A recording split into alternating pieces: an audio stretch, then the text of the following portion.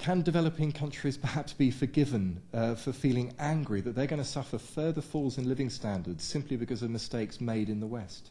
Well, at the moment, because many in developing countries are pretty easygoing about this, I think there's greater anger here in Britain towards bankers than there yet is in developing countries, but they certainly have cause to share it. And one point that I did hear made at the African Union Summit was, come on, the West reaches deep into its pockets to throw billions at its banks when they get into trouble, after years in which it told us it couldn't give us the aid we need because it couldn't afford to. So, there is, an underlying incipient anger about the double standard of we rescue our bankers and our banking systems. Where were we when it was a matter of rescuing their economies and their poor?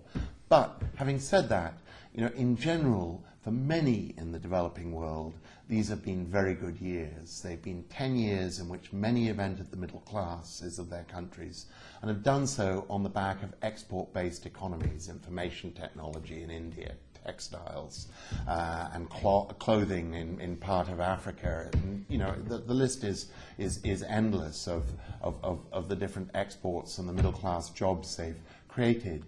And so, obviously, they, like us, are all invested in the success of this model. Like us, they'd like to make sure it doesn't come off the rails again. So they're very strongly committed to free trade.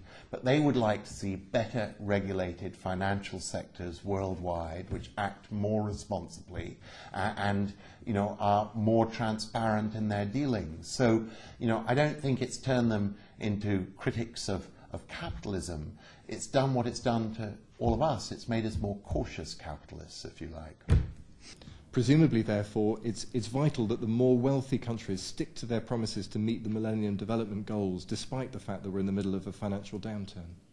Absolutely not. I mean, one obvious point of economics is that, arguably, if you're trying to do a global stimulus, one of the most efficient ways of getting spending in the global economy is to put additional spending power in the hands of the poor. They're the ones who can't afford to save, who have immediate need to put a school uniform on the back of their kid, to give a supplement so the teacher will actually turn up at class to teach the children, who, if they get a little bit of extra money, will go buy some meat to supplement their routine diet. So, making sure that we go on progressing towards reducing world poverty is arguably not just a matter of conscience at a time like this, but it's also good economics. Lord Malloch-Brown, thank you very much for joining us.